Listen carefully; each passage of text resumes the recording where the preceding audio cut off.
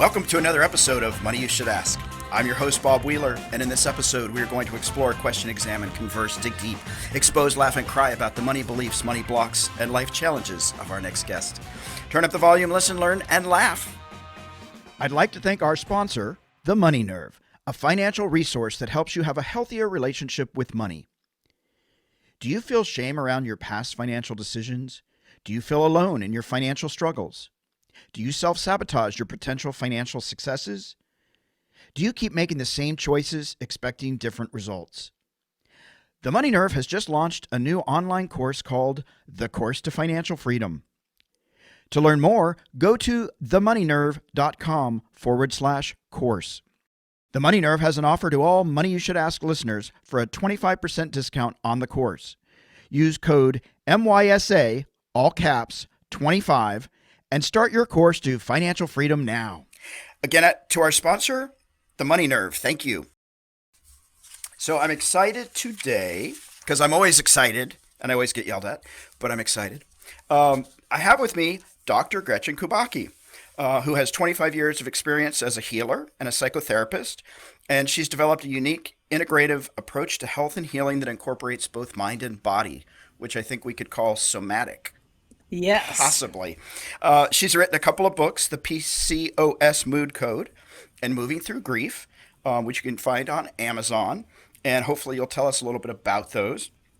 And she has a practice in West LA, but she also does Skype consultations with people internationally. So that could be you, people. Listen up. Dr. Gretchen, Bob. it's good to see you. Likewise. And we did color coordinate, even though nobody else can see that. Yes, we did color coordinate because that's critically important. So tell me about your two books. So I wrote 2 books in 2 years. The first one is the PCOS Mood Cure, and it is all about the psychological aspects of working with polycystic ovary syndrome, which is the primary cause of female infertility.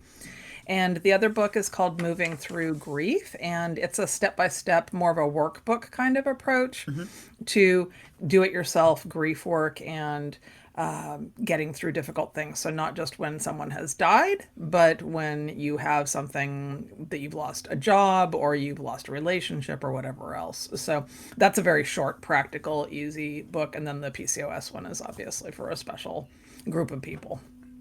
And would you say with grief that that sometimes it's underrated? Like, in other words, people don't realize the importance of grief.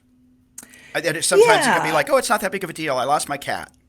I think that it's not underrated, but I think it's under-acknowledged as being as important as it is. So especially in that example of losing your cat, pet grief, pet loss is one of the biggest things. I find it to actually be a lot more intense sometimes than losing human life, especially for people who are a little bit more loners and their pet is their everything. Yeah.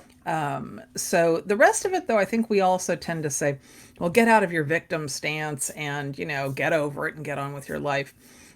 I'm more about, let's hold this, let's have the sadness, the grief, the fear, the loneliness, the anxiety, and let's keep identifying what is important to be moving towards in your life. So perfect example is what we're doing right now, which is that we're in the middle of this big episode of pandemic. And at the same time, we are having this interview and providing useful information for people and creating something lasting.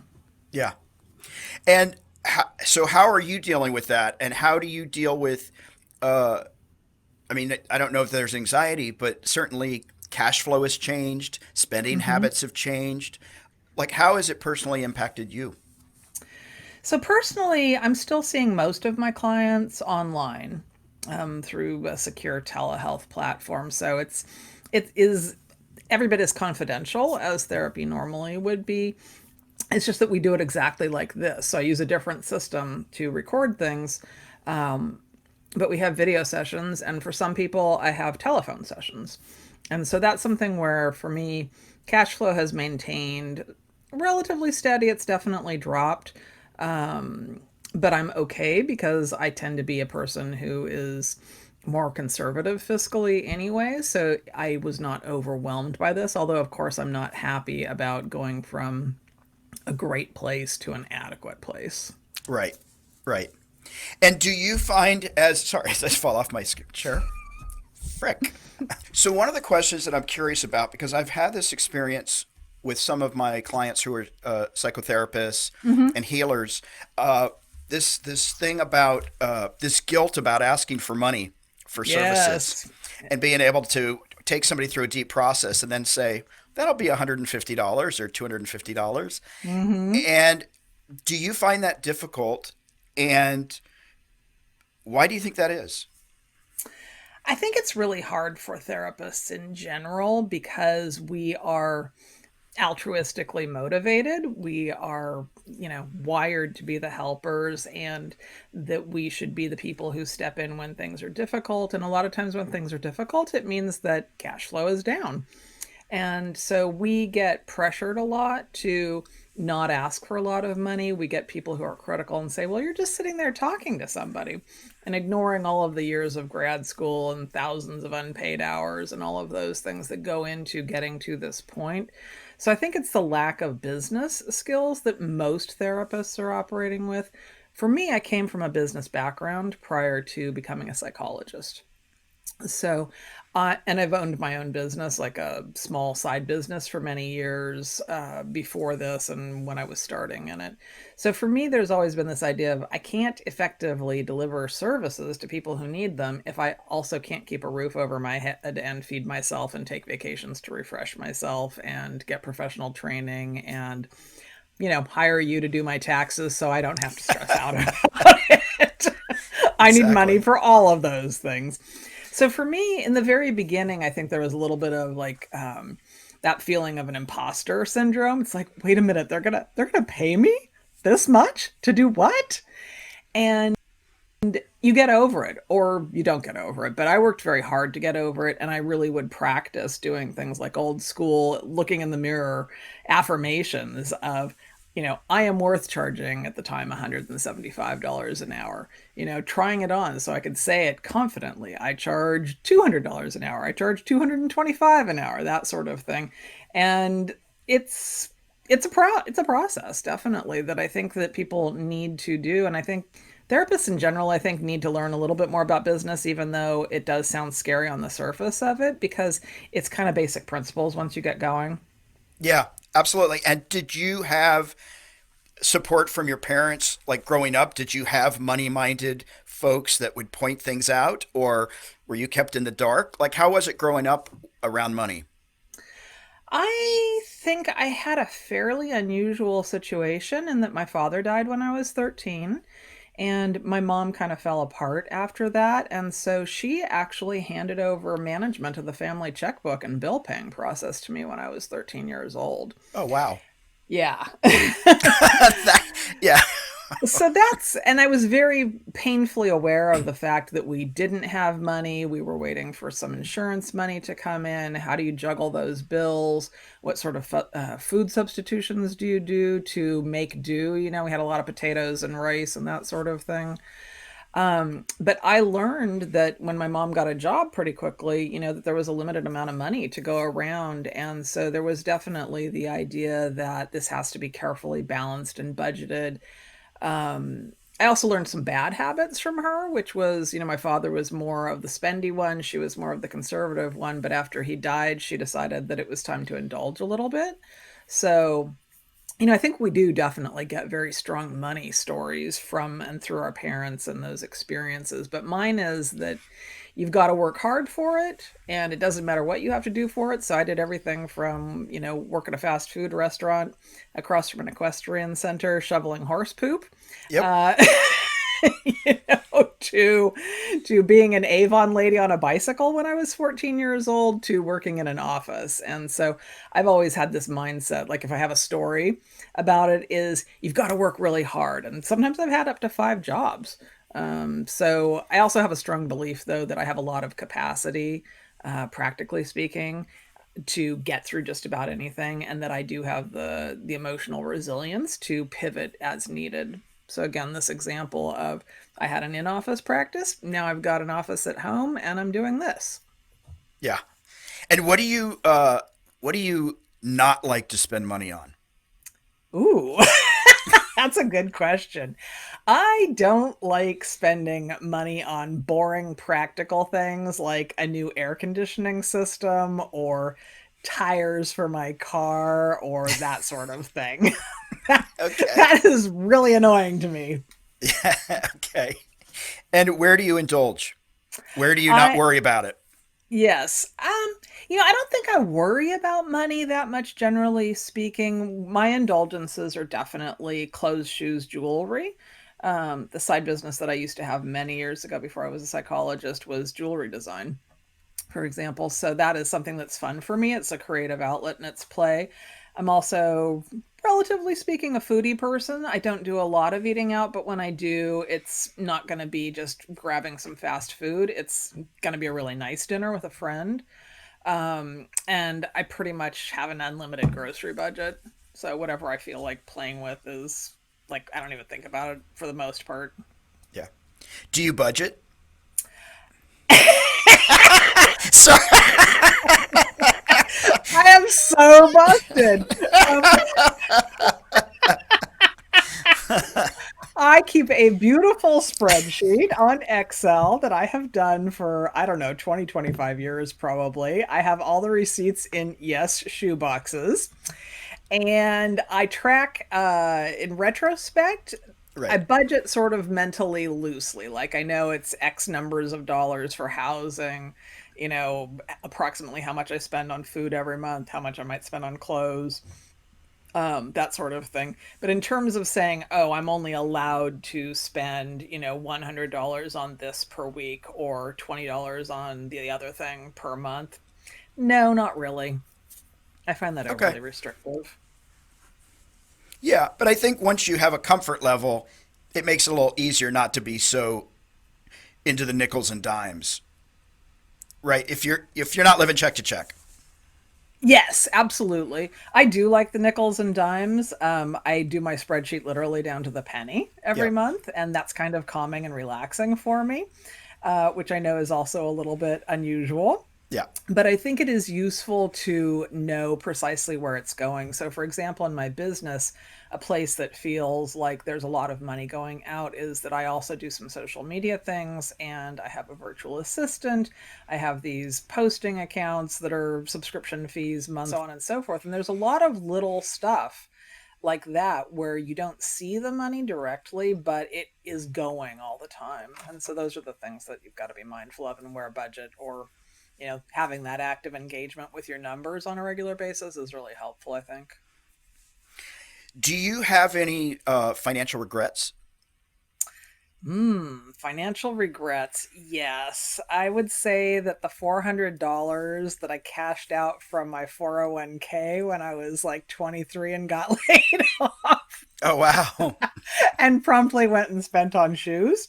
I would say that that is more of a symbolic regret because it's sort of emblematic of me not having my head entirely together around things when I was in my 20s and maybe even into my 30s and thinking more in survival mode and just getting from one place to the next and relying on my skills to generate cash. So it wasn't part of a big thoughtful approach, so that's like a huge regret. Also, the fact that I didn't hire a financial planner until I was 40, I think, was a mistake because although I don't necessarily follow directions entirely about about these things, I think that having the background, the awareness, the knowledge of it earlier in life would have been better for me, for sure. Yeah. And what turned it around so that at 40 you decided I'm going to get a financial advisor? Like what changed from the 20s and 30s of impulsively cashing out pension money early to, oh, I want to be fiscally responsible? I think turning 40 kind of hit me hard in a weird way. And that unexpected way was, oh, wait a minute. There's a whole lot more life ahead, and theoretically, a whole lot more of it's going to be retired life. And how do I pay for that? So I'd been putting money into, at that time, a 457 program through work. It was kind of automated, but I spoke to a friend of mine who was much higher earner than I was at the time, and he told me that according to his financial advisor, he was 98% of the way prepared for retirement, and only Wow. Yeah. And he was only a few years older than me. And I thought, well, I want to be 98% prepared for retirement by the time I hit my mid to late 40s. That sounds great. And so I asked him for a referral and got the financial planner and went from there. Oh, awesome. Yeah. Awesome. And what would you say is the best financial advice you ever got? Maybe besides getting this referral or the That 98%. that was helpful. I think automation of savings I think is a really profound tool. I think what you don't see, you don't have as much likelihood of spending. So I started sweeping off a good percentage, maybe starting at 10% of my income and heading up towards about 20% of my income back at that time to really start building up and being able to have access to a pool of funds to start doing a little bit of investing in the stock market. And that I think has been pretty magical, like to just have that. And I still do that with other money that I have, that it gets automatic deposit or automatic transfer over to the investment stuff. And it's a separate account so the money can't flow back to cover overdraft. Yeah, it goes to an entirely different agency and person who manages it. My financial planner now gets the money. So yeah, it's not something like that. For business though, I do keep two accounts. I keep a checking account and a savings account. And what I do every week is I tally up my receipts, my session earnings for the week, and I take a certain percentage and I set that into the business savings account, Cool. both of which are very easily accessible. I can move money back and forth via the app. But I tend to look at that as like, okay, that's the savings. That's going to go when I get hit with a tax bill, if I, earn more than I did last year, or if I need to pay out a shareholder dividend, then I have that money sitting there to pay for that. Now that makes sense. I When I first started really working towards savings, I had like six or seven, Capital One and Orange Account Mm-hmm. and Immigrant Bank and all that stuff, so that even at $25 coming out every week from different accounts, it builds up pretty quick. It does. And if it's like you say, if you don't see it, Mm-hmm. it's not there. And then it was easier to get excited of saying, "Oh, I could live without this money. Oh, let Mm-hmm. me do more. Let me do more." And then it got me on a snowball effect of seeing how much I could get into that account and how quick I Right. could build it It's up. it's yeah, it's kind of playing games with yourself. So one of the Yeah. things I do in health psychology a lot of times is work with behavioral health issues. So, how do you get motivated to take better care of your diabetes or start exercising or whatever? And human beings are funny. We're very responsive, even as sensible adults, to kind of the gaming or the reward. So, like, I had a doctor who wanted me to lose weight, and she gave me a shiny, brand new penny when I would lose a pound. If I lose 3 pounds between visits, I get 3 pennies. Okay, based on what I earn, 3 cents is nothing. Based on what any Right. of us earn, it's nothing. But the motivation that was built into those shiny pennies in my hand was Yeah. pretty intense. And so you can do the same thing. Like I have an app through Personal Capital where I've loaded in all of my accounts. And one touch of a button, I can look and see what's my total net worth. Mhm. And that is really motivating to try to do things, no, I don't want to buy that thing that's going to drop that, increase the balance on my credit card. So then the net worth number drops. I mean, it's much more volatile, obviously, at the moment. Yeah.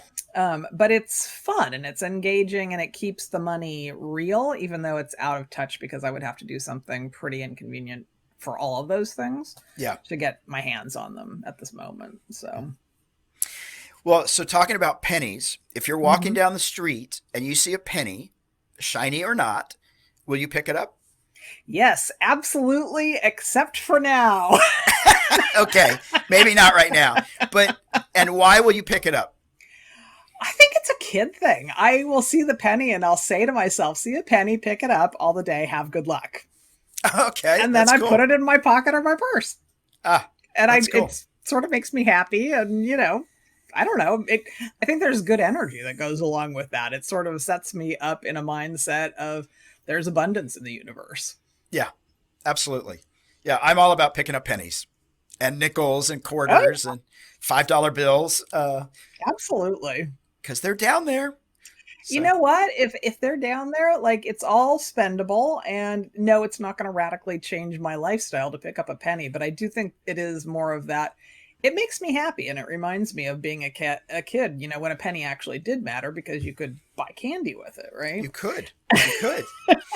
Now, did you always buy your candy? Did you ever, as a kid, like sneak a piece of candy out of the drugstore or sneak $1 out of your mom's pocketbook?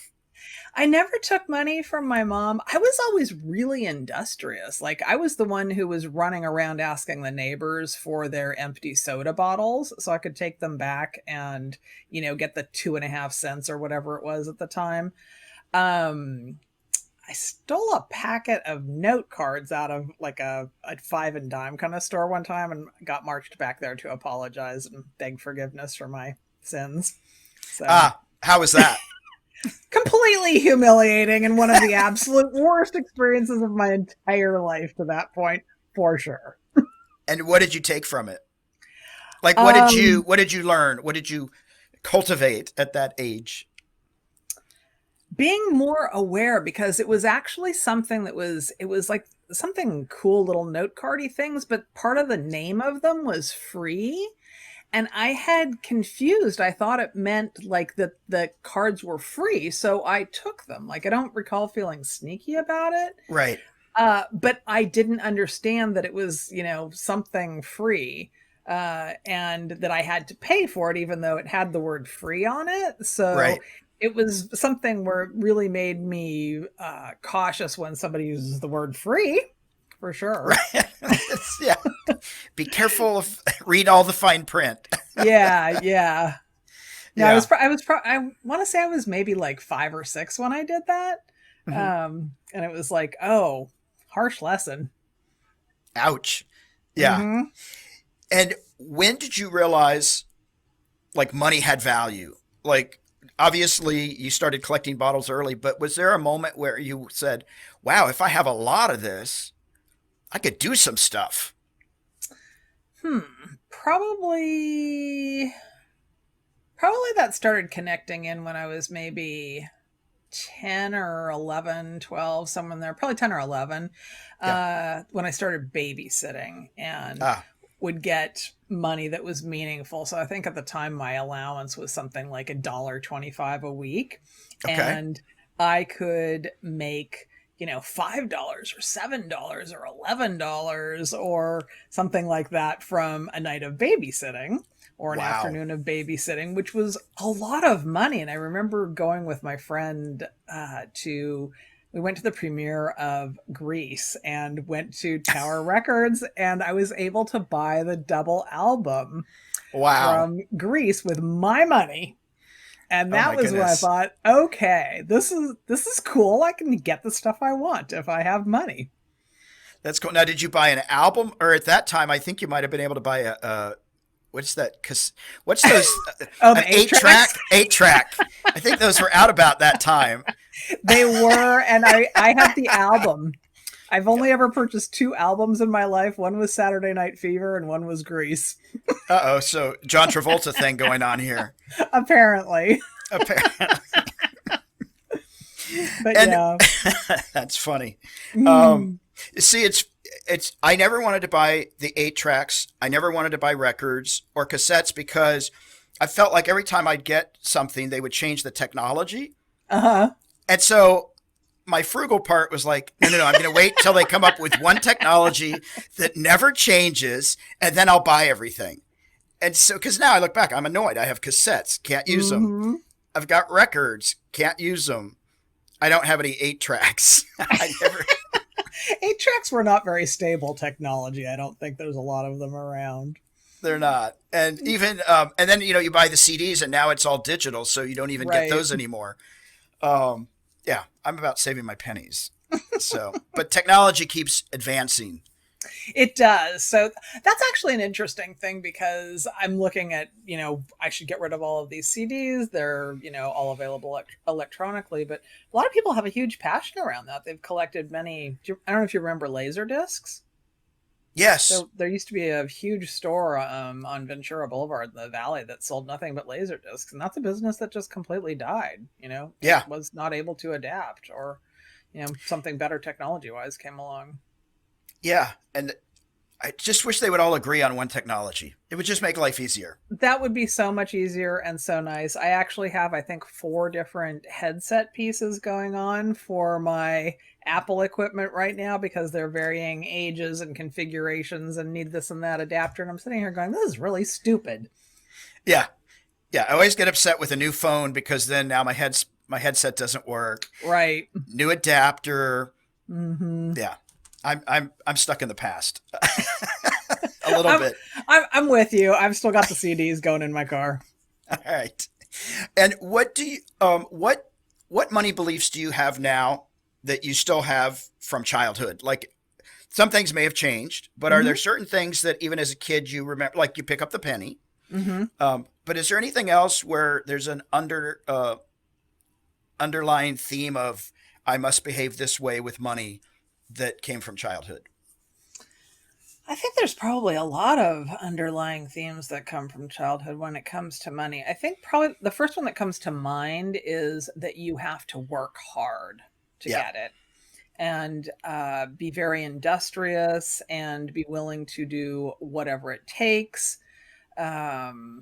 So if that is the 5 jobs, or it's working till midnight, or working through your weekend to get something done because you promised it was going to be finished, or that sort of thing, Hmm. is, I think, still powerful. So it keeps me from doing something that maybe has a bigger payback in an ongoing sort of way. So the kind of stuff we talk about in terms of, say, passive income. Right. um, like I angsted extensively over my first book and had a lot of life disruptions as well when I was writing it. But now it continues to sell, not massively, but it Right. continues to sell on a consistent basis. So there's a little bit of money that comes in. That's an example of something that's a bigger thing. Can I make Hmm. this quantum leap from, I earn by the hour to, like, oh, I stand there and speak and get paid $50,000. No, I have not made that leap. Although, do I believe that that's possible? Sure. Yeah. And how do you like? Is there anything that you do consciously to start to let go of the belief that I have to always work hard, or is there a place where, well, it serves me well to a degree, but if I could take away 20% of that? Hmm. Yeah, I definitely have worked very consciously on that. So back in the day when I was training and I was working 7 days a week in terrible areas and situations and late at night and things like that, a friend spoke to me and said, is this the life you want to have as a professional when you're licensed? And I said, no, this is a horrible lifestyle. And she said, well, how do you think you're going to get to the lifestyle you want as a psychologist if this is what you keep doing? Wow. Yeah, she's a good therapist. Yeah. Um, but I started consciously reshaping my life then. So I cut out the Sundays, and then I cut out the Saturdays, and then I cut out evening appointments except for 1 or 2 nights a week for clients who've been with me for a really long time. Hmm. So I reshaped, and I decided I don't have to fit someone else's parameters. I can choose the hours I want to work. I can choose the types of people I want to work with. I can choose different things about this. And so consciously deciding is, I think, an ongoing act, because there's always going to be a lot of pressure. And I'm sure you know this too as an accountant. Oh, can't you just squeeze me in? Like, we still Right. got 3 days before April 15th. Right. And it's like, no, No. your crisis is not going to be my crisis. Right. It's hard to sometimes not let that happen. It's really hard, and especially when you're a small business owner, to say no to someone or something that is going to improve your bottom line. But I think what it does is it erodes your quality of life, and that Yeah. is not worth it. And definitely, as I've gotten a little bit older, I have learned that I can feel safe. And part of the safety, of course, is having constructed that net of, I do have savings. I do have an excellent credit score. So if there, is a bigger crisis, I could put things on my credit cards if I wanted to. Yeah. So I think that's also something left over from childhood, is that I don't just have plan A and plan B. I've got plan C, D, E, F, and G Yep. going in my head. So, and I'm very resourceful Yeah. around those things and implementing what I need to do to be strategic about staying stable. And that's kind of all part of the tool set of how do you bring yourself back to center when things are in chaos around you. We're getting a very big life lesson in that right now. Do you, as you're talking about that, I'm wondering, and I realize I know this is true for me, but do you ever sometimes realize, oh, I actually have it better than I think I have it? Like, do you know what I mean? In other words, like sometimes I'll look at somebody, I'll go, oh my gosh, they have two houses and they've Mm-hmm. got this and that. And then I go, oh yeah, I do too. I do too. I forget that like Yeah, I've built all these things. every now and then I let myself, get into a bit of a pity party about what's going on with, the difficulty in business or my health problems or, friendships or relationships or whatever. And then I think about it in the money sense. I am very conscious of my privilege. It is also very hard work and I have earned what I have, but I am well aware that I'm certainly like, in terms of the world's population, I'm in the top 10% of, I own a house. I have more than enough food every day. I have a Right. car and gas in it. All of those things that are actually not available to many people in the world. I mean, in some parts of the world, there's not even clean water. So, you Right. know, those are the sorts of things where I stay conscious too. Like that is something where I donate a lot of money is like into, water funds because I love water. Water's cool. I like you know, water. so yeah, I stay conscious of that, but it is easy to forget sometimes, especially in a place like Los Angeles, because we are surrounded by so much wealth Yeah. and a lot of very obvious displays of wealth, and it's hard sometimes to remember that you're actually doing really well because you've got a house and a car and a job. Yeah. Exactly. Well, so I know we're getting close to the end here. One of the things that I've really heard you say throughout this conversation is about being conscious and Mm-hmm. about being intentional Mm-hmm. and really thinking about and taking action, whether it's a mindset belief or wanting to work less, that it's not something that just happens by sheer luck, but that you need to be consciously looking and evaluating and Yes, and I think that's where, looking at that thing, going back to when I was 40 and decided to start doing some financial planning stuff.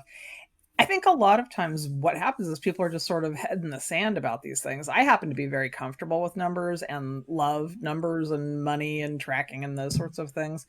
An awful lot of people aren't, and particularly in my work category of therapists, I can't tell you how many times people have said, "Oh, the math stuff, I'm having anxiety. Let's not talk about it. I yeah, don't want to talk about money." And I'm like, "Well, we have to talk about money every day. All day we're dealing with money. it's there all the time. It's kind of inescapable." And so, yeah, be conscious about it. Learn to embrace whatever the difficulty is around it and figure out what it is that is actually valuable for you. So, I don't care about having some sports channel on my cable package, but I really care about being able to feel free to buy whatever I want at the grocery store most of the time. Yeah, That's my choice. Maybe that's not your choice. Okay, great, fine. We all make our own choices. right. Priorities, whatever's important to each of us. Mhm, mhm. Yeah, absolutely. Well, it's been awesome chatting with you about money and all that. I love that you appreciate the emotional component of money Absolutely. because a lot of people are always surprised when I say that I believe money and emotions are very much tied together. And they'll be, oh, no, no, it's money's money. Oh, they're very Oh, tied together. exactly. Exactly. So Mhm. it's been awesome. Where can people find you on social media?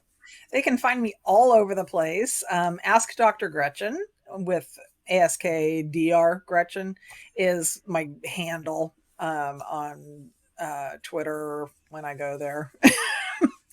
uh, also on Facebook, I'm all over the place under the name PCOS Wellness, PCOS Psychology. You can look up just my name and you'll find a bunch of stuff on me. I have a couple of different websites and you'll find out everything you ever wanted to know.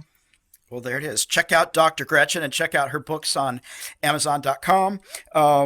Don't forget to share the love. You can find us on Facebook, Twitter, and Instagram. Search for Money You Should Ask, all one word. You can subscribe to this podcast on Apple Podcasts, Google, Stitcher, or your favorite podcast player. Gretchen, Dr. Gretchen, it's so great to have you. Thanks again, and stay safe. Thank you. You too.